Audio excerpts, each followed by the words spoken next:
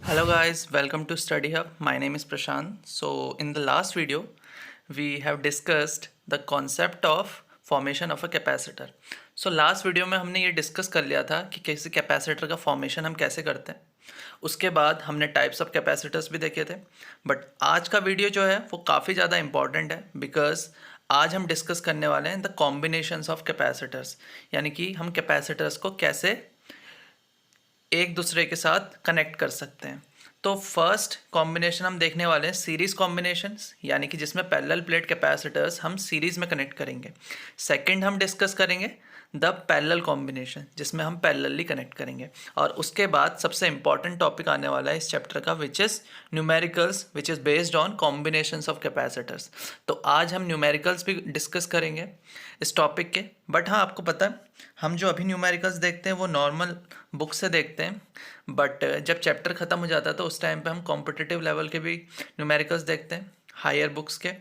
तो और फिर उसके बाद हम जो टॉपिक डिस्कस करेंगे वो है energy stored in a capacitor, कि एनर्जी स्टोर कितनी होती है कैपेसिटर के अंदर। एंड लास्ट टॉपिक हम डिस्कस करेंगे the energy density of an electric field, या फिर हम कह सकते हैं कि एनर्जी डेंसिटी कितनी होती है किसी भी एक कैपेसिटर के अंदर इलेक्ट्रिक फील्ड की वजह से। तो स्टार्ट करते हैं।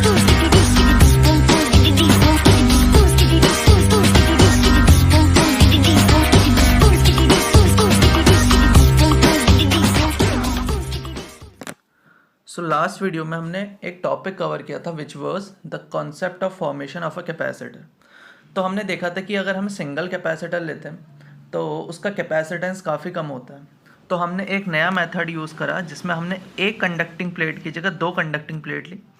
एक में चार्ज आउट बाहर से प्रोवाइड कराया, दूसरे में अपने आप इंड्यूस हो जाएगा, और जो आउटर मोस्ट रीजन है या सरफेस है जिसमें इंड्यूस हो रहा है चार्ज, उसको अर्थ कर देते थे। तो उससे पोटेंशियल में डिक्रीज आता था और कैपेसिटेंस इंक्रीज कर जाती थी। तो वहाँ पे हमने तीन टाइप्स ऑफ कैपेसिटर भी देखे थे।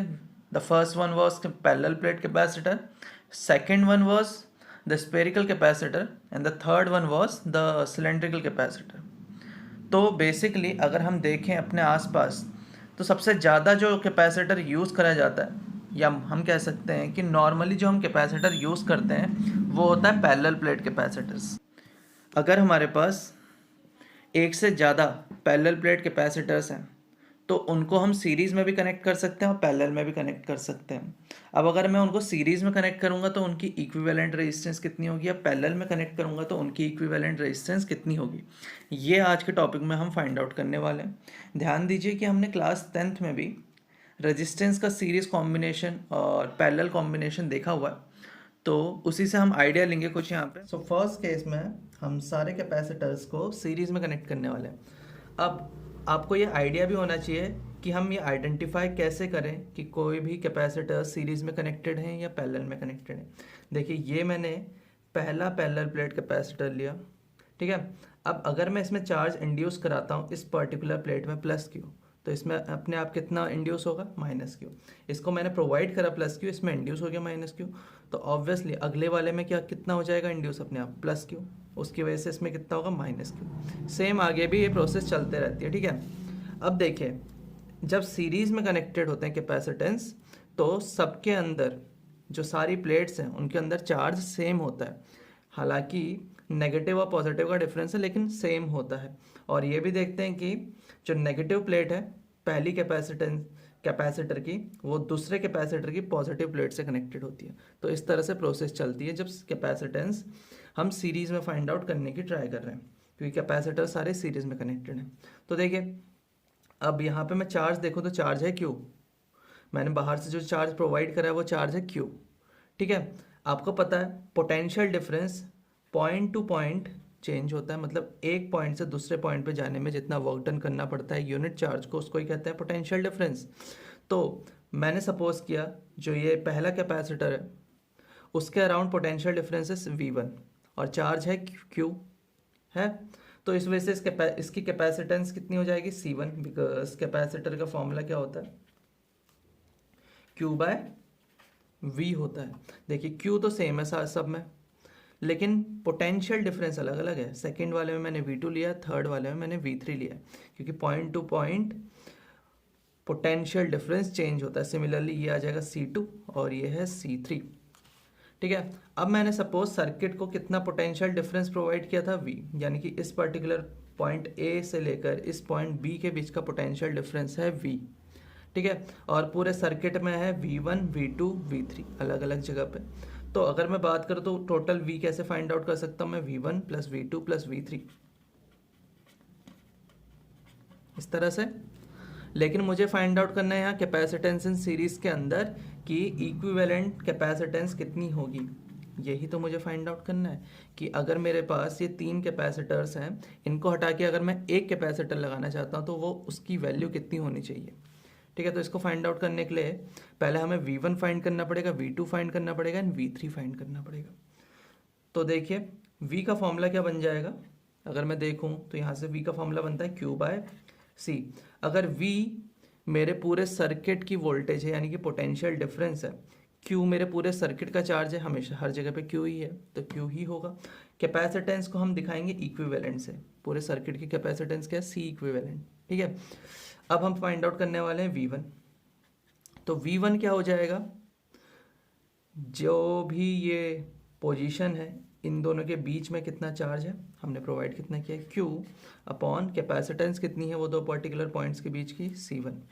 सिमिलरली V2 हो जाएगा Q अपॉन C2, चार्ज कितना है Q और कैपेसिटेंस है C2, सिमिलरली Q/C3 और ये इक्वल है Q अपॉन C इक्विवेलेंट के। इसी इक्वेशन को तो हम थोड़ा सा को इन्हेंस कर रहे हैं। तो देखिए Q सब में कॉमन है, Q हम कॉमन लेके क्या कर देंगे, कैंसिल कर देंगे। तो बचेगा 1/C equivalent is equals to 1/C1 plus 1/C2 plus 1/C3। तो जब भी कैपेसिटर्स सीरीज में कनेक्टेड हैं तो उनकी जो इक्विवेलेंट कैपेसिटेंस होगी, यानी कि इन तीनों को हटा के अगर मैं यहाँ पे ये जो सर्किट है इसमें सिर्फ एक कैपेसिटर लगा देता, एक ही कैपेसिटर लगाया था C इक्विवेलेंट, तो उसका वैल्यू होता है ये, यानी कि बेसिकली इसको फाइंड आउट करो, उसका रेसिप्रोकल कर दो। ठीक है, तो ये तो था हमारा कैपेसिटेंस इन सीरीज कि जब कैपेसिटर्स सीरीज में कनेक्टेड हैं तो हम उनकी इक्विवेलेंट कैपेसिटेंस कैसे फाइंड आउट कर सकते हैं। अब हम चलते हैं नेक्स्ट टॉपिक पे। अब क्या हो रहा है, इस केस में हमने क्या किया, कैपेसिटर्स को पैरेलली कनेक्ट किया हुआ है। अब आइडेंटिफिकेशन भी आना चाहिए कि कैसे पैरेलल में कनेक्टेड है। देखिए आप यहाँ से चार्ज प्रोवाइड कर रहे हैं सिस्टम को Q, तो देखो 3 रास्ते हैं हमारे पास, 3 वेज हैं जहाँ को चार्ज जा सकता है। तो ऊपर को Q1 जाएगा, बीच में कितना गया Q2, इधर गया Q3। जब हमने सीरीज का केस देखा था तो चार्ज हम Q प्रोवाइड कर रहे थे तो सब में Q ही चार्ज इंड्यूस हो रहा था, एक के बाद एक के बाद एक के बाद। लेकिन यहाँ पे क्या है, आपके पास पाथ है डिफरेंट है, तो चार्ज को भी डिफरेंट पाथ्स में जाना पड़ेगा।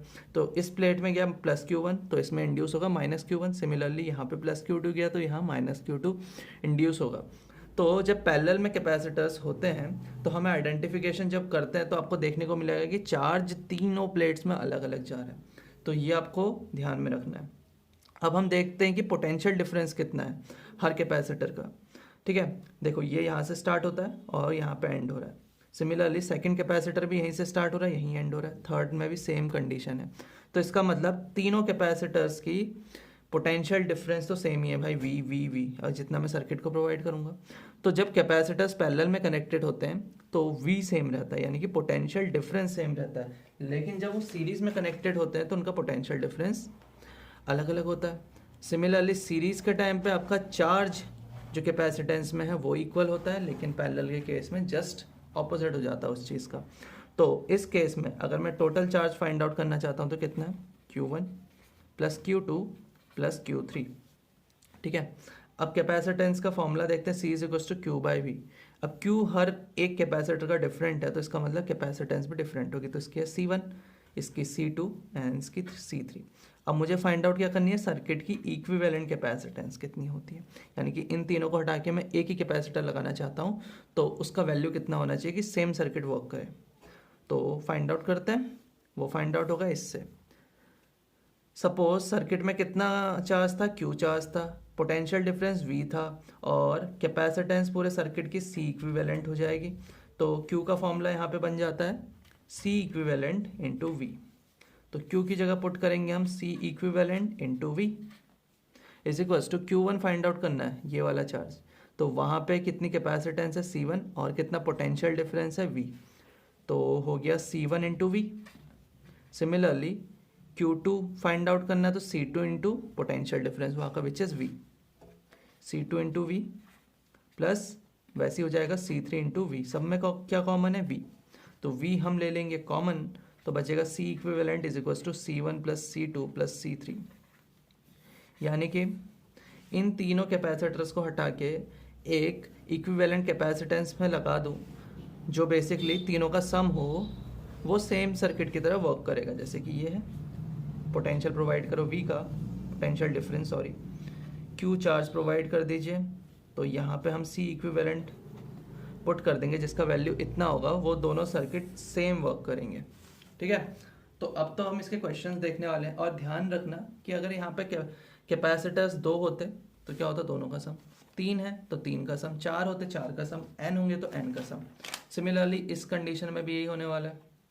ठीक है, 2 होते तो सिर्फ ये 2 होते, तीसरा नहीं होता, 4 होते तो एक और आ जाता प्लस 1/C4।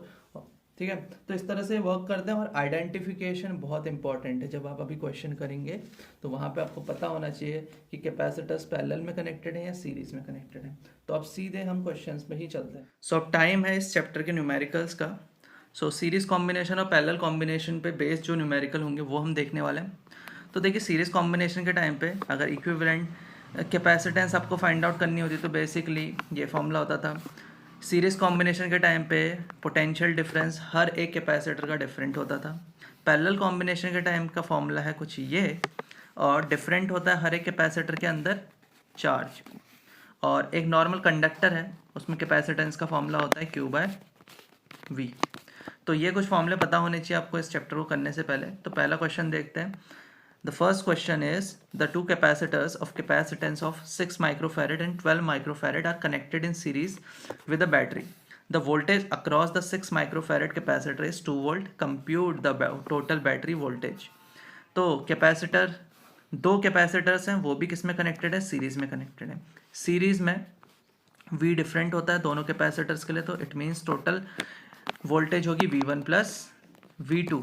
V1 गिवन है शायद हमें, हाँ, 6 माइक्रोफैरेड के अराउंड कैपेस वोल्टेज है 2 वोल्ट, तो V1 तो गिवन है, V2 फाइंड आउट करनी है। V2 फाइंड आउट करने के लिए हम फॉर्मूला यूज़ करेंगे Q is equals to CV का, बिकॉज दोनों कैपेसिटेंस के अराउंड चार्ज सेम होगा, तो इट मीन्स फॉर्मूला हो जाएगा C1V1 is equals to C2V2। C1 given है, C2 गिवन है, V1 गिवन है, V2 फाइंड आउट हो जाएगा। ठीक है, C1 गिवन था 6, 2 वोल्ट वोल्टेज दी थी उसके अराउंड, कैपेसिटेंस 2 का वैल्यू हमें गिवन था, V फाइंड आउट करना, तो V आ गया 1 वोल्ट। तो आंसर है 3 volt. So the question is, 3 capacitors C1, C2 and C3 are connected to a 6 volt battery as shown in figure. Find the charges on the 3 capacitors. So question में बताया है कि 3 capacitance हैं basically एक circuit में, C1, C2 and C3 and 6 volt की battery हमने connect करी हुई है। आपको बताना है कि C1, C2 और C3 में कितना चार्ज ड्रॉ हो रहा होगा। तो देखिए, इसको फाइंड आउट करने के लिए पहले हमें ये पता होना चाहिए कि पूरे सर्किट में कितना चार्ज है, पूरे सर्किट में कितना चार्ज है, वो फाइंड आउट करने के लिए आपको इक्विवेलेंट कैपेसिटेंस पता होनी चाहिए और वोल्टेज पता होनी चाहिए, विच इज़ 6। तो C इक्विवेलेंट फाइंड आउट करते हैं। देखिए, C इक्विवेलेंट फाइंड आउट करने के लिए आपको आइडिया होना चाहिए कौन से कैपेसिटर्स पैरेलल में है, कौन से सीरीज़ में। तो हम बैटरी से चार्ज देना स्टार्ट करते हैं, तो पहले यहाँ चार्ज जाएगा Q चार्ज किया इसमें से। अब यहाँ पे भी Q होगा बिकॉज सीरीज़ में सेम रहता है। अब यहाँ पे देखेंगे तो चार्ज डिस्ट्रीब्यूट हो रहा है Q1 और Q2 में। ठीक है, तो यहाँ पे इतना देखने को मिला, which means C2 and C3 parallel में है। जब 2 कैपेसिटर्स पैरेलल में होते हैं तो इनका इक्विवेलेंट कैपेसिटेंस फाइंड आउट करने के लिए हमें बेसिकली क्या करना होता है, दोनों को ऐड करना होता है। तो देखते हैं, तो C इक्विवेलेंट आता है यहाँ पे C2 एंड C3 का, उसको मैं C इक्विवेलेंट डैश से दिखाता हूँ, वो आ जाएगा 5 + 5 विच मीन्स 10 माइक्रोफैरेड।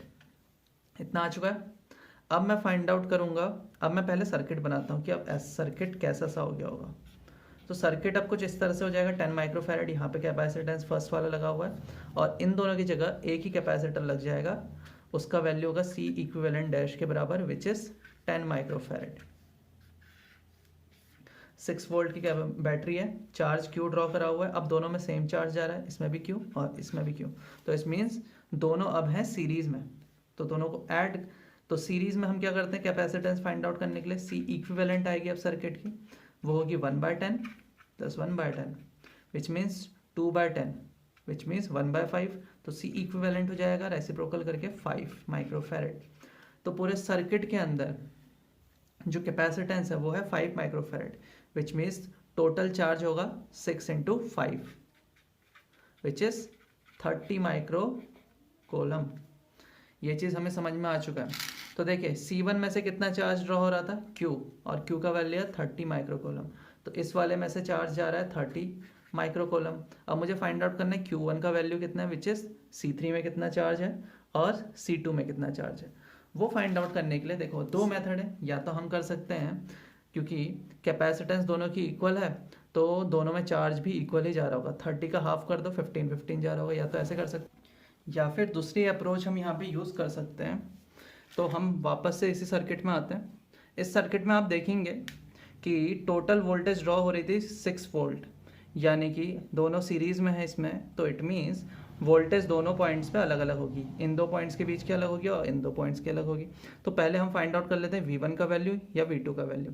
तो V1 का वैल्यू फाइंड आउट करने के लिए हम वापस से कैपेसिटेंस का फॉर्मूला यूज़ करेंगे विच इज़ Q/V। तो V1 फाइंड आउट करने के लिए फॉर्मूला बन जाएगा Q, जितना चार्ज उसमें से ड्रॉ हो रहा है, अपॉन जो उसकी कैपेसिटेंस है विच इज़ 10 माइक्रोफैरड। तो 30 माइक्रोकोलम चार्ज था, 10 माइक्रोफैरड उसकी कैपेसिटेंस है, तो 3 वोल्ट आ गया। तो V1 का वैल्यू है 3 वोल्ट। सिमिलरली V2 निकालेंगे, वो भी आ जाएगा 3 वोल्ट, क्योंकि दोनों की कैपेसिटेंस C डैश इक्विवेलेंट का वैल्यू भी तो 10 माइक्रोफैरड है, तो V2 आ जाएगा 3 वोल्ट। अब इसका मतलब ये है कि C डैश इक्विवेलेंट में से मैं पोटेंशियल डिफरेंस है 3 वोल्ट का, विच मीन्स ये पॉइंट अगर मैं A लेता हूँ और ये पॉइंट B लेता हूँ, तो इन दोनों कैपेसिटेंस की मैं जो पोटेंशियल डिफरेंस होगा वो कितना होगा 3 वोल्ट, क्योंकि दोनों पैरेलल में, और पैरेलल में पोटेंशियल डिफरेंस सेम होता है। तो Q1 फाइंड आउट करना है इस फॉर्मूले से, तो फॉर्मूला हो जाएगा CV, C है C3 विच इज़ 5 माइक्रोफैरड और V है इसके अक्रॉस 3, यानी कि 15 माइक्रोकोलम आंसर आएगा। सिमिलरली Q2 भी आ जाएगा 15 माइक्रोकोलम। देखा दोनों मेथड से आंसर सेम आया। पहले मेथड में मैंने बोला चार्ज दोनों का क्या कर दो, इक्वल दे दो दोनों को चार्ज, तो 30 का हाफ कितना होता है 15, या फिर हम मेथड से गए, तो दोनों में से कोई भी अप्रोच आप यूज़ कर सकते हैं। बस ध्यान ये रखना है सीरीज में चार्ज हमेशा सेम रहता है और पैरेलल में वोल्टेज हमेशा सेम रहती है। अब अगला क्वेश्चन देखते हैं। Find the equivalent capacitance of the combination of capacitors between the point A and B as shown in figure. Also calculate the total charge that flows in the circuit when a 100 volt battery is connected between the point A and B. तो एक circuit दिया हुआ है question में, voltage दिया हुआ है around AB which is 100 volt, C equivalent find out करना है और चार्ज लास्ट में फाइंड आउट करना है। ठीक है, तो इस सर्किट को हम जल्दी से सिंप्लीफाई करेंगे, तो देखेंगे चार्ज Q देंगे, यहाँ को जाएगा Q1, यहाँ को जाने वाला है Q2। ठीक है, आगे जाके Q2 पे डिवाइड होगा Q3 Q4 में, विच मीन्स पहले तो ये तीनों किस में है सीरीज़ में, ये दोनों किस में है पैरेलल में। तो एक इक्विवेलेंट सर्किट इसके लिए निकालते हैं, एक इक्विवेलेंट इसके लिए निकाल देते हैं और इसको ऐसे रहने देते हैं। तो 40 माइक्रोफैरड का ऐसे रहने देते हैं, ए यहाँ पे है। ये तीनों किस में है सीरीज़ में। सीरीज़ में हम कैसे फाइंड आउट करते हैं, डिवाइड वाले फॉर्मूले से, 1/C इक्विवेलेंट से। तो क्या होगा 1/60 प्लस 1/60 प्लस 1/60। जल्दी करेंगे हम थोड़ा, ताकि क्या हो सके हमारी थोड़ा स्पीड बनी रहे क्वेश्चन में। तो 1/60 1/60 1/60 ऐड करेंगे तो 3/60 हो जाएगा, 3/60 विच मीन्स 1/20। तो C इक्विवेलेंट का वैल्यू आ जाएगा 20 माइक्रोफैरड। तो यानी कि यहाँ पे एक सर्किट है जिसका वैल्यू है 20 माइक्रोफैरड। इसकी जगह पे ये दोनों पैरेलल में, तो दोनों पैरेलल में क्या होता है ऐड होते हैं, 10 + 10 कितना हो जाएगा 20। इन दोनों की जगह पे हम क्या लगा सकते हैं 20 माइक्रोफैरड का लगा सकते हैं। और चार्ज यहाँ पे Q1 जा रहा था, यहाँ पे Q2 जा रहा था, विच मीन्स दोनों अब किस में आ गए पैरेलल में। और B ये रहा 20 माइक्रोफेरेड 20 माइक्रोफेरेड, अगेन दोनों किस में है, पैरेलल में आ गए हैं, तो दोनों को ऐड करना है, ठीक है। तो क्या होगा, 40 माइक्रोफेरेड, और इन दोनों को ऐड करेंगे तो कितना होगा, 40 माइक्रोफेरेड, बिकॉज पैरेलल में ऐड होते हैं कैपेसिटेंस ए एंड बी, दोनों किस में है, सीरीज में है। सीरीज में क्या होता है, 1/c इक्विवेलेंट हम फाइंड आउट करते हैं, 1/40 प्लस 1/40 विच मीन्स 2/40, तो c इक्विवेलेंट आ जाता है, c इक्विवेलेंट हमारा आ जाएगा 20 माइक्रोफेरेड। तो पूरे सर्किट में जो इक्विवेलेंट कैपेसिटेंस है वो है 20 माइक्रोफेरेड। अब हमें निकालना है चार्ज कितना है, तो चार्ज का फॉर्मूला हो जाएगा VCQ, VCEQ, V था 100 और ये था 20, आंसर कितना आ जाएगा, 200 माइक्रोकूलम चार्ज, ठीक है। तो अब जो क्वेश्चन आप करेंगे तो ट्राई करना कम से कम सर्किट हम ड्रॉ करें। आप अपने माइंड में अगर कैलकुलेशन कर ले तो ज़्यादा बेटर है। सीरीज़ में हमेशा रेसिप्रोकल वाला फॉर्मूला लगता है और पैरेलल में हमेशा एडिशन वाला लगता है। तो हमने यहाँ पे सबसे पहले स्टेप में हमने देखा ये सीरीज़ में है तो तीनों की जगह पे एक इक्विवेलेंट कैपेसिटेंस लगा दिया और इन दोनों की जगह पे इक्विवेलेंट कैपेसिटर लगा दिया। 20 माइक्रोफैरेड का कैसे करा, एडिशन के देखा, दोनों में चार्ज अलग अलग जा रहा था तो पैरेलल में है, तो इन दोनों को पैरेलल में ऐड करा तो 40 माइक्रोफैरेड, दोनों सीरीज में आ गए, तो चार्ज हमारा लास्ट में आ गया है 20 माइक्रोकूलम। अब नेक्स्ट क्वेश्चन देखते हैं। Two capacitors of capacitance 3 microfarad and 6 microfarad are charged to potentials of 2 volt and 5 volt respectively. These two charged capacitors are connected in series. Find the potential across each of the two capacitors now. So question था कि हमारे पास दो capacitors हैं, पहले capacitor का value है 3 microfarad, दूसरे का हम 6 माइक्रोफैरेड ले रहे हैं। तो 3 माइक्रोफैरेड वाले कैपेसिटर को हमने 2 वोल्ट से चार्ज करना है और 6 माइक्रोफैरेड को 5 वोल्ट से पहले चार्ज करना है। तो देखते हैं इसका चार्ज कितना हो जाएगा। तो Q1 का वैल्यू हो जाएगा इस फॉर्मूले से CV, यानी कि 3 × 6 माइक्रोकूलम। यहाँ पे भी ऐसे ही होगा। Q2 का वैल्यू कितना हो जाएगा, 6 माइक्रोफैरेड और 5 वोल्ट विच इज़ 30 माइक्रोकूलम। अब इन दोनों कैपेसिटेंस को हमें सीरीज में कनेक्ट कर देना है। उसने बोला है कि सीरीज में इनको कनेक्ट कर दो, सीरीज में कनेक्ट कर देते हैं। तो यहाँ पे होगी टोटल वोल्टेज यानी कि पोटेंशियल डिफरेंस, इन दो पॉइंट्स का भी पोटेंशियल डिफरेंस होगा V1 और यहाँ का होगा V2। यही हमें फाइंड आउट करना है, V1 और V2 का वैल्यू। तो देखिए सीरीज में चार्ज हमेशा क्या होता है, इक्वल होता है दोनों में। तो देखिए 30 माइक्रोकूलम इधर था और 6 माइक्रोकूलम इधर था, दोनों को सीरीज में कनेक्ट कर दिया तो दोनों में चार्ज इक्वल हो जाएगा। कितना हो जाएगा, 30 + 6 36, इस पर भी 36 माइक्रोकूलम है, इस पर भी 36 माइक्रोकूलम है। कैसे, अभी मैंने बताया था कि सीरीज में चार्ज हमेशा इक्वल होता है और दोनों को सीरीज में कनेक्ट करेंगे तो कंडक्टर में इक्वल चार्ज क्या हो जाता है, इंड्यूस हो जाता है दोनों जगह, वो होता है दोनों का समेशन 30 + 6 36, इस पर भी 36, इस पर भी। तो V1 फाइंड आउट करेंगे इस फॉर्मूले से तो आएगा formula Q/C1। V2 find out करने का आ जाएगा Q/C2। Q है 36 और C1 है 3, सिमिलरली Q है 36, C2 है 6। फाइंड आउट कर लेंगे, आंसर इससे आ जाएगा वोल्ट में, बिकॉज दोनों माइक्रोफेरेड में और माइक्रोकूलम में है तो आंसर वोल्ट में ही आएगा। नेक्स्ट क्वेश्चन देखते हैं। 4 capacitors are connected as shown in the figure, calculate the equivalent capacitance between the points X and Y। तो हमें कुछ ऐसा सा सर्किट दिया हुआ है इस क्वेश्चन में और हमें फाइंड आउट करनी है इक्विवेलेंट कैपेसिटेंस। तो पहले हमें ये आइडेंटिफाई करना पड़ेगा कौन सीरीज में है कौन पैरेलल में है। तो स्टार्ट करते हैं। सपोज चार्ज दिया Q, तो अपवर्ड डायरेक्शन को जाएगा Q1, डाउनवर्ड डायरेक्शन में हम देख लेते हैं, इसको दे देते हैं कितना जाएगा, Q - Q1, क्योंकि इधर को Q1 चलेगा तो Q में जितना बचा होगा उतना ही जा रहा होगा। अब यहाँ पे जाके एक और जंक्शन आ जाता है। तो सपोज इस वाले में चार्ज गया Q2, तो इस डायरेक्शन को चार्ज जाएगा, पहले से चार्ज कितना आ रहा था यहाँ पे Q - Q1 और ऊपर को चले गया Q2, तो यहाँ कितना माइनस हो जाएगा, -Q2। अब देखिए यहाँ पे एक जंक्शन है जहाँ पे दो तरफ से चार्ज आ रहा है, एक तो आ रहा है Q1 का और एक आ रहा है Q2 का। तो यहाँ चार्ज गया Q1 + Q2 और एट लास्ट इस वाले में चार्ज जा रहा है Q1 + Q2 और इसका plus Q - Q1 - Q2 add करोगे तो आंसर आएगा Q। तो देखिए क्या हो देखने को मिल रहा है, इसमें, इस कैपेसिटर में, इस कैपेसिटर में और ये कैपेसिटर में, तीनों कैपेसिटर में चार्ज अलग अलग जा रहा है। इसमें जा रहा है Q माइनस Q1, इस वाले में जा रहा है Q2 और इसमें जा रहा है Q1 प्लस Q2, यानी कि ये तीनों किस में है, ये तीनों है पैरेलल।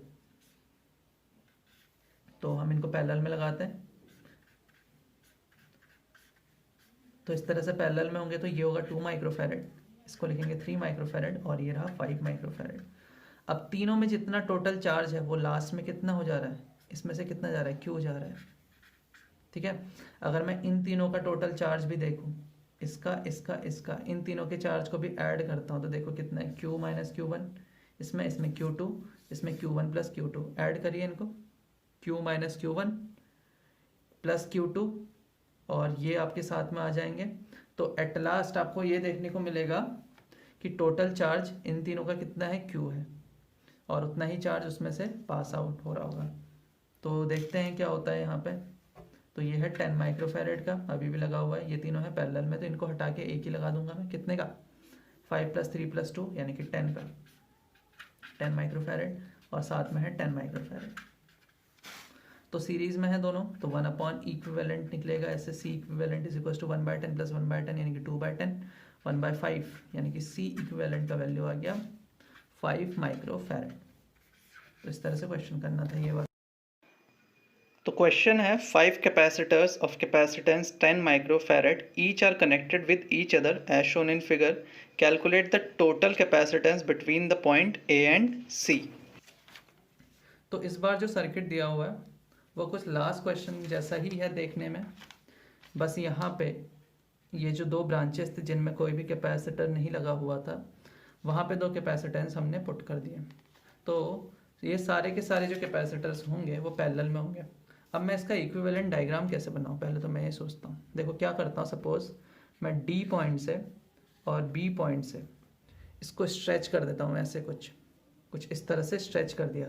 तो मैं सपोज करता हूँ कि ये जो पॉइंट डी है वो ऊपर आ जाता है और बी पॉइंट यहाँ नीचे आ जाता है। तो उससे क्या आएगा, बी और डी अगर नीचे आ गया तो दोनों के बीच की कैपेसिटेंस है C3 कुछ इस तरह से आ जाएगी, आएगी।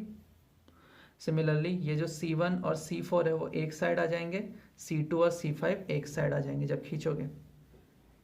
ठीक है, तो देखते हैं क्या होता है यहाँ पे।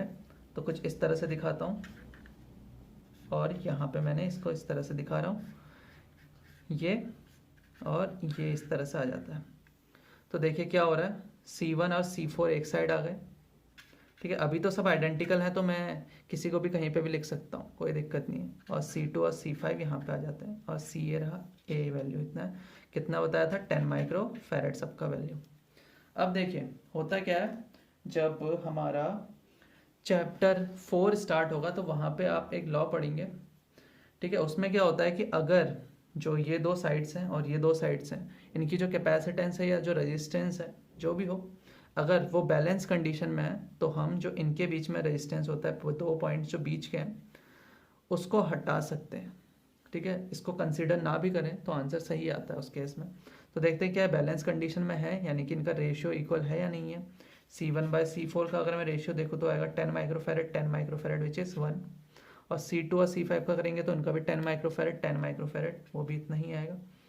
तो C1/C4 C2/C5 सबका वैल्यू सेम ही आ रहा है, तो बैलेंस कंडीशन में। तो यानी कि अगर ये यहाँ पे प्रेजेंट नहीं भी होता तो भी सेम ही सर्किट होता, कोई दिक्कत नहीं होती। तो हम इस तरह से करते हैं ताकि हमें इजी रहे। अब यहाँ पे है नहीं तो विच मीन्स ये और ये आ गए सीरीज़ में, ये और ये वाले आ गए सीरीज़ में। तो जब दोनों सीरीज़ में है तो इक्विवेलेंट कैपेसिटेंस कितनी होगी वो हम देखते हैं। तो एक यहाँ पे आ जाएगी इक्विवेलेंट कैपेसिटेंस और एक यहाँ पे आ जाएगी। ठीक है, सर्किट कुछ इस तरह से हो जाएगा, AC 10 माइक्रोफैरेड और ये भी था 10 माइक्रोफैरेड पैरेलल में है, तो 1/10 प्लस 1/10 1/C इक्विवेलेंट होता 1/ यानी कि 1/5 और C इक्विवेलेंट कितना आ गया 5 माइक्रोफैरेड दोनों को ऐड कर देंगे क्योंकि पैरेलल में है, तो आंसर आ गया 10 माइक्रोफैरेड। तो C इक्विवेलेंट है 10 माइक्रोफैरेड। अब जो हम नेक्स्ट क्वेश्चन करने वाले हैं सारे उनमें हम सिर्फ यही देखेंगे कि पैरेलल कंडीशन है या सीरीज कंडीशन है। बाकी आंसर आप खुद ही कैलकुलेट करना, क्योंकि हमें पता चल चुका है, इतने सारे क्वेश्चन हमने कर लिए हैं, तो हमें आइडिया हो चुका है कि सीरीज में कैसे फाइंड आउट करते हैं, पैरेलल में कैसे फाइंड आउट। नेक्स्ट क्वेश्चन देखते हैं। Find the equivalent capacitance between the point P and Q as shown in this figure given that C is equal to 18 microfarad and C1 is 12 microfarad. तो point P और Q के बीच का equivalent capacitance आपको find out करना है। तो हमेशा इस टाइप के क्वेश्चन जो होंगे जिसमें बड़े बड़े सर्किट्स हैं, तो इसमें हमेशा बैक साइड से स्टार्ट करते हैं, ठीक है। तो हम देखते हैं जो बैक साइड के दो कैपेसिटर्स हैं वो दोनों हैं एक दूसरे के सीरीज में। तो इन दोनों की रिजल्टेंट कैपेसिटेंस कैसे फाइंड आउट करेंगे, मैंने बताया है 1/C प्लस 1/C वाले फॉर्मूले से करेंगे। तो वो आ जाएगी कुछ ना कुछ, तो मैं उसको दिखाता हूँ C डैश इक्विवेलेंट से। अब ये C डैश इक्विवेलेंट और जो ये C है, ये दोनों किस में आ जाएंगे, ये दोनों आ जाएंगे पैरेलल में। तो दोनों को ऐड करेंगे तो आंसर आएगा 27 माइक्रोफैरड। अब ये पूरा सर्किट हट चुका है, ये पूरा सर्किट हट चुका है। इनकी जगह पे एक 27 माइक्रोफैरड का कैपेसिटर हमने पुट कर दिया है, जो कि इसके साथ वापस से किस में होगा, सीरीज में होगा। फिर से वही प्रोसेस चलते रहेगी, फिर इसके साथ किस में आएगा, वो इक्विवेलेंट कैपेसिटर पैरेलल में आएगा, फिर वही प्रोसेस चलते रहेगी। तो इस तरह से ये इजीली हो जाएंगे। इसके साथ पैरेलल में आया, फिर क्या होगा, यहाँ पे ये दोनों सीरीज में हो जाएंगे, फिर इसके साथ पैरेलल, फिर इसके साथ सीरीज। तो इस तरह से आंसर आपका आ जाएगा। एक बार खुद ट्राई करिए, ठीक है। ये क्वेश्चन हम कर चुके हैं, देन ये क्वेश्चन भी हो चुका था। अब ये क्वेश्चन देखते हैं।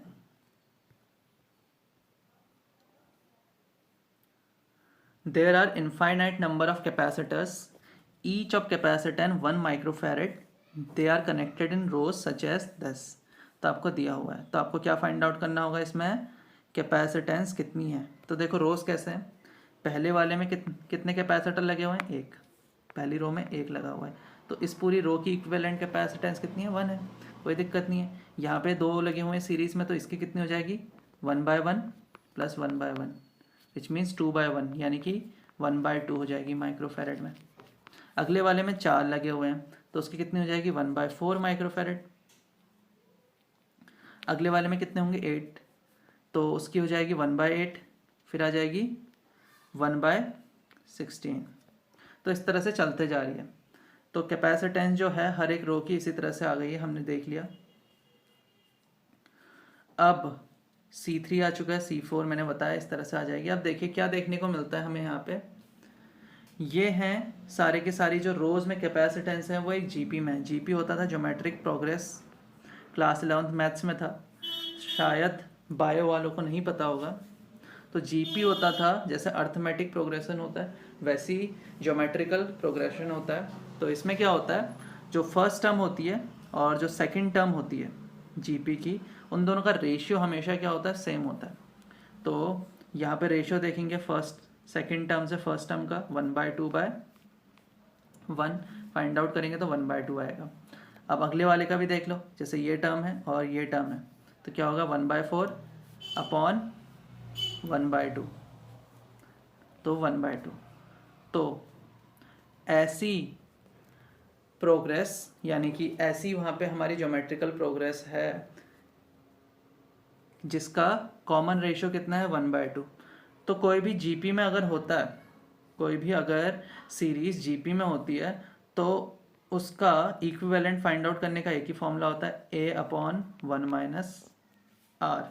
इनफाइनाइट वाली जो होती है उसका फॉर्मूला यही होता है, जहाँ पे A होता है फर्स्ट टर्म और R होता है कॉमन रेशियो। तो पुट करेंगे, A था 1 और कॉमन रेशियो था 1/2, तो आंसर आ गया 2 माइक्रोफैरड।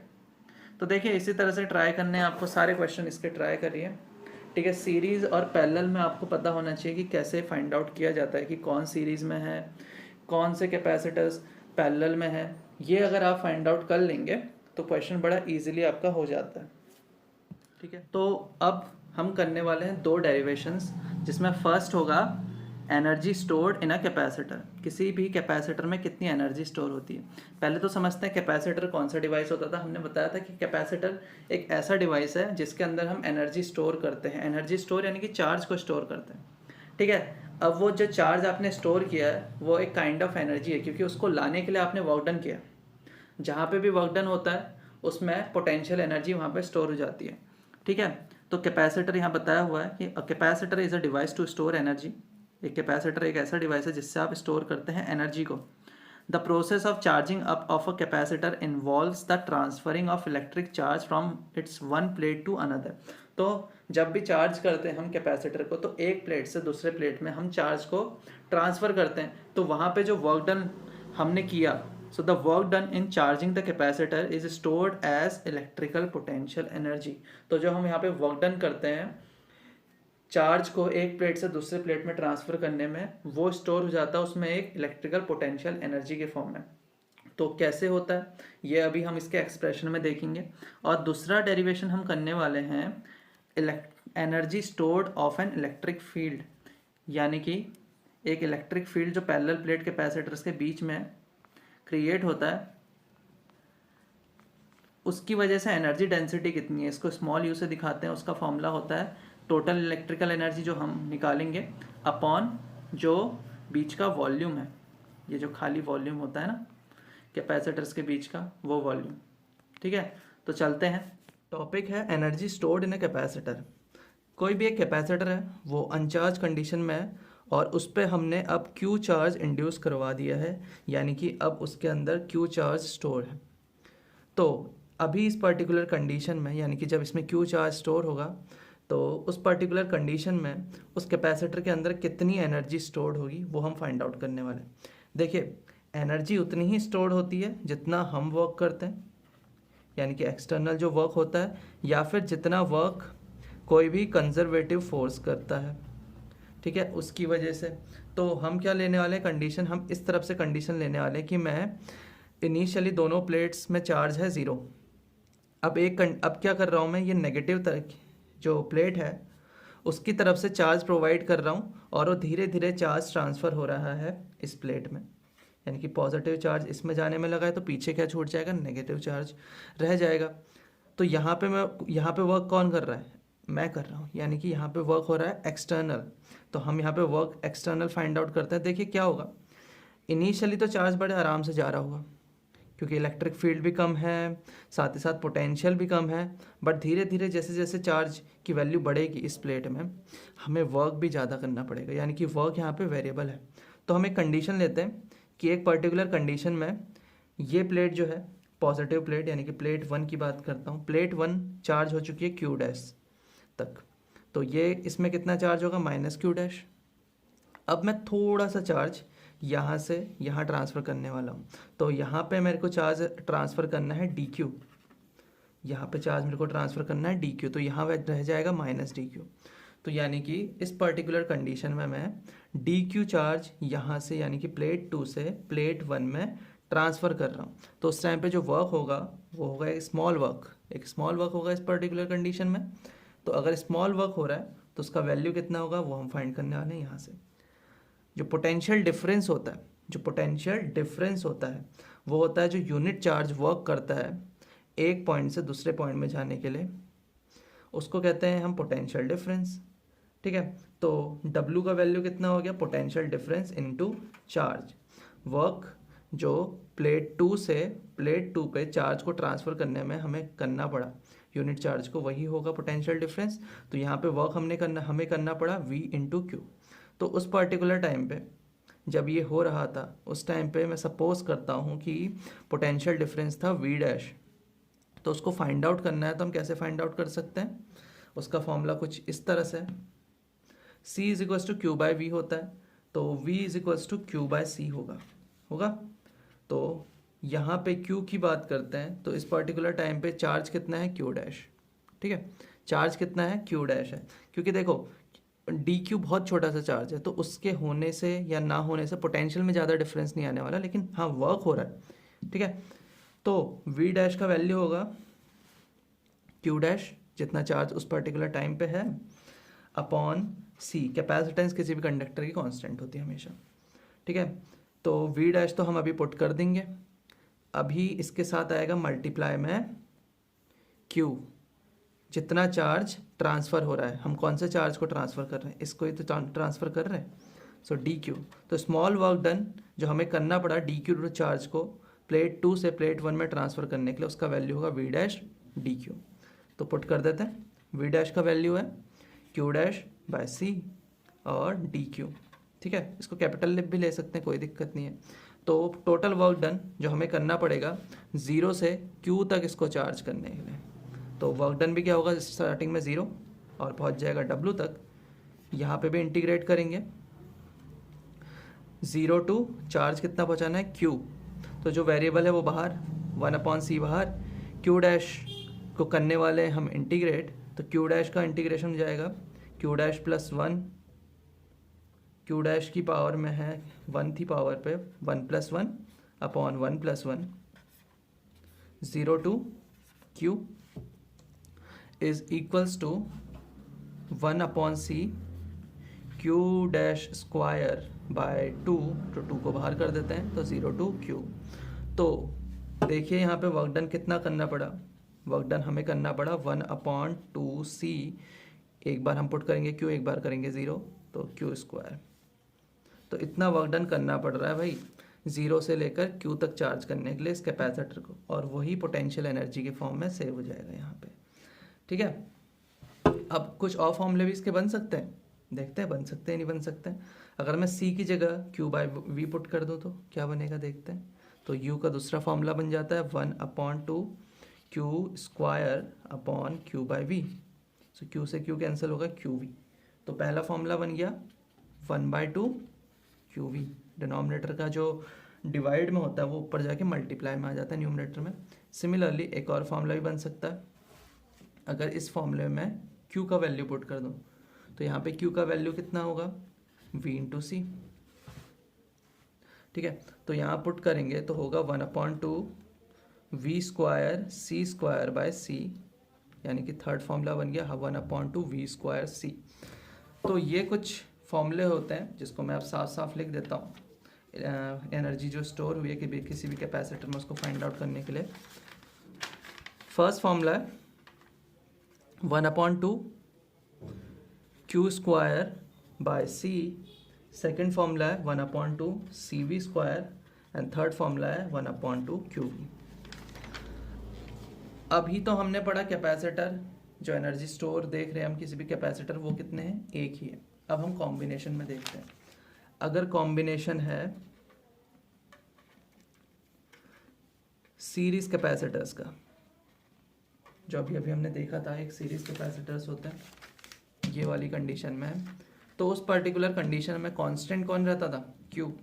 हमने बात करी थी Q कांस्टेंट रहता है, तो हम एक ऐसा फॉर्मूला उठाते हैं जिसमें Q है और C है। ठीक है, तो ये वाला उठाते हैं, तो Q रहने वाला है कांस्टेंट, सो U का फॉर्मूला हो जाएगा 1/2 Q square into 1/c equivalent. अगर टोटल एनर्जी मुझे फाइंड आउट करनी है तो यहाँ पे इक्विवेलेंट कैपेसिटेंस लेनी पड़ेगी। 1/c इक्विवेलेंट का फॉर्मूला होता है 1/c1 plus 1/c2 plus 1/c3। Put करूँगा 1/2 Q square 1/c1 plus 1/c2 plus 1/c3, which means half Q square by C1 plus half Q square by C2 plus half Q square by C3 U। अब देखिए half Q square by C1 का मतलब क्या होगा, half हमने बात करी half Q square by C1, देखो C1 है ये चार्ज है उस पर इतना। ठीक है, तो ये जो इसमें एनर्जी स्टोर्ड होगी, कैपेसिटर जो फर्स्ट है उसके अंदर जो एनर्जी स्टोर्ड है उसको U1 से रिप्रेजेंट करते हैं, तो उसका वैल्यू कितना होता, half Q square by C1। तो मैं इसको लिख सकता हूँ U1, सिमिलरली ये होता है U2 प्लस ये होता है U3। तो जितनी एनर्जी स्टोर्ड हो रही है पर्टिकुलर कैपेसिटर्स के अंदर, उन तीनों को ऐड कर दो तो वो आपकी इक्विवेलेंट जो एनर्जी स्टोर्ड होगी पूरी सीरीज कंडीशन में वो आपको देती है। अब पैरेलल का केस लेते हैं, पैरेलल के केस में V कांस्टेंट रहता है, तो हम एक ऐसा फॉर्मूला लेंगे जिसमें C है और V है, which is half CV square. तो जो पूरा सर्किट है उसकी एनर्जी सपोज थी U, उसका फॉर्मूला होता half C equivalent into V square. यहाँ पे पुट करेंगे हाफ C इक्विवेलेंट होता है पैरेलल के केस में C1 plus C2 plus C3, C1 plus C2 plus C3 V square, which means half C1V² plus half C2V² plus half C3V²। You अब देखते हैं हाफ C1V² होगा क्या। देखें, ये वाला कैपेसिटर है, उसका वैल्यू है C1 और पोटेंशियल है उसके अराउंड V। तो हुआ क्या यहाँ पे, अगर मुझे सिर्फ पर्टिकुलर इस कैपेसिटर की एनर्जी स्टोर्ड फाइंड आउट करनी होती तो उसका फॉर्मूला होता हाफ C1V²। तो पैरेलल के केस में भी क्या हुआ, टोटल एनर्जी है U1 plus U2 plus U3। यानी कैपेसिटर्स कैसे भी कनेक्टेड हो, सीरीज में कनेक्टेड हो या पैरेलल में कनेक्टेड हो, जो इक्विवेलेंट एनर्जी है वो सम होता है सारी एनर्जीज। अब टॉपिक है energy density of an electric field, या फिर हम बात कर सकते हैं energy density of a capacitor. तो देखिए, पहले हमें समझना पड़ेगा डेंसिटी टर्म क्या रिप्रेजेंट करता है। डेंसिटी टर्म यही रिप्रेजेंट करता है कि कोई भी सिस्टम कितना डेंस है, यही रिप्रेजेंट करता है। अगर मैं बोलूँ कोई सिस्टम ज़्यादा डेंस है तो इट मीन्स उसके पार्टिकल्स ज़्यादा पास है। अगर मैं बोल रहा हूँ कोई सिस्टम कम डेंस है तो इसका मतलब उसके पार्टिकल्स थोड़ा डिस्टेंस में है एक दूसरे से। हम बात कर रहे हैं एनर्जी डेंसिटी की, तो फॉर्मूला हो जाएगा एनर्जी, टोटल एनर्जी जो सिस्टम की अपॉन टोटल वॉल्यूम, यही हो जाएगा। क्योंकि नॉर्मल डेंसिटी का फॉर्मूला क्या होता है, मास अपॉन वॉल्यूम। तो हम निकालें एनर्जी डेंसिटी, तो फॉर्मूला होगा एनर्जी अपॉन वॉल्यूम। तो इट मीन्स मैं एक सिस्टम ले रहा हूँ, यानी कि मैं एक कैपेसिटर ले रहा हूँ जिसमें जो प्लेट्स हैं उनका एरिया है A, और जो प्लेट्स हैं उन दोनों को D डिस्टेंस अपार्ट किया हुआ है। चार्ज है प्लस Q माइनस Q, और चार्ज डेंसिटी सपोज मैं बोल देता हूँ सरफेस चार्ज डेंसिटी कितनी हो जाएगी, सिग्मा। सरफेस चार्ज डेंसिटी क्यों ली, बिकॉज सिर्फ सरफेस पे होता है चार्ज, ठीक है। कंडक्टर के अंदर कितना होता है, हमेशा 0 होता है। तो इतना ले लिया मैंने। तो मुझे अगर एनर्जी फाइंड आउट करना है तो उसका फॉर्मूला होता है हाफ Q²/C। C कैपेसिटेंस होगी इसकी, तो मुझे चाहिए बेसिकली Q का वैल्यू और C का वैल्यू। तो याद करिए, जब हमारे पास एक पैरेलल प्लेट कैपेसिटर है तो उसकी कैपेसिटेंस कितनी होती है, फाइंड आउट किया हुआ है हमने। उसकी कैपेसिटेंस होती है ε0 A/D। A होता है एरिया किसी भी प्लेट का, D होता है डिस्टेंस दोनों के बीच की। तो ये तो हो चुका है, कैपेसिटेंस हमें पता चल गई। Q फाइंड आउट करना है, Q होता है सिग्मा A, क्योंकि सिग्मा होती है सरफेस चार्ज डेंसिटी, उसका फॉर्मूला होता है चार्ज पर यूनिट एरिया। तो Q इज इक्वल्स टू कितना आ गया, सिग्मा A। अभी भी मुझे सिग्मा नहीं पता, ठीक है। सिग्मा फाइंड आउट करने के लिए हम क्या करने वाले, देखो इलेक्ट्रिक फील्ड की वजह से बोल रहे हैं ना, तो हम फॉर्मूले में कहीं ना कहीं से इलेक्ट्रिक फील्ड लाना चाहते हैं। तो अब कैसे लेके आए, कोई भी एक सरफेस होती है यूनिफॉर्मली चार्ज उसमें डिस्ट्रीब्यूटेड होता है, तो उसकी वजह से इलेक्ट्रिक फील्ड होता है सिग्मा अपॉन 2ε0। किसी भी पर्टिकुलर पॉइंट पे अगर एक प्लेट की वजह से मैं फाइंड आउट करना चाहता हूँ इलेक्ट्रिक फील्ड कितना है, तो उसका वैल्यू होता है सिग्मा अपॉन 2ε0। ये भी प्लेट है, इसकी वजह से भी होगा सिग्मा अपॉन 2ε0। बाहर की साइड से, अगर मैं बाहर की साइड की बात करूँ, इस साइड और इस साइड दोनों इलेक्ट्रिक फील्ड शील्डिंग की वजह से अंदर इलेक्ट्रिक फील्ड प्रोवाइड नहीं कर पाएंगे, तो सिर्फ ये फेस और ये वाला फेस, इनकी वजह से जो इलेक्ट्रिक फील्ड होगा उनको ऐड कर देंगे, तो उसका वैल्यू होगा सिग्मा अपॉन ε0। सो सिग्मा का वैल्यू हो गया E ε0, ठीक है। इतना हो चुका है। अब हम थोड़ा और आगे जाते हैं। तो सिग्मा हमें पता चल चुका है, Q हमें फाइंड आउट करना था, तो वैल्यू हो जाएगा E ε0A।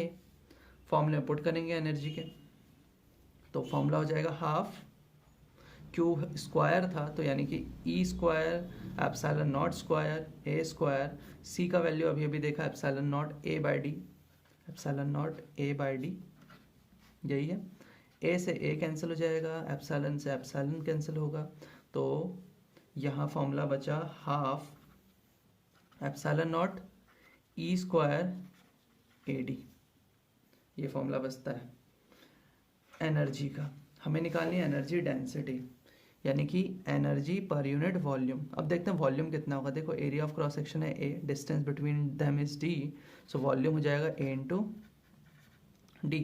सो एनर्जी डेंसिटी को दिखाते हैं स्मॉल u से, ठीक है। एनर्जी डेंसिटी को हम दिखाते हैं स्मॉल u से, दिखा सकते हैं। वो होगा टोटल एनर्जी जो सिस्टम में है अपॉन वॉल्यूम। u है ये, थोड़ा सा कंफ्यूज नहीं होना इसमें।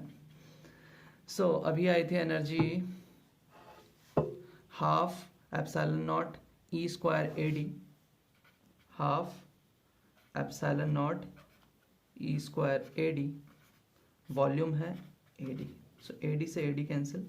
सो एनर्जी डेंसिटी का फॉर्मूला होता है half epsilon naught E square, जो इलेक्ट्रिक फील्ड दोनों प्लेट्स के बीच में डेवलप हुआ है, और परमिटिविटी ऑफ वैक्यूम या एयर, और उसका हाफ कर देना।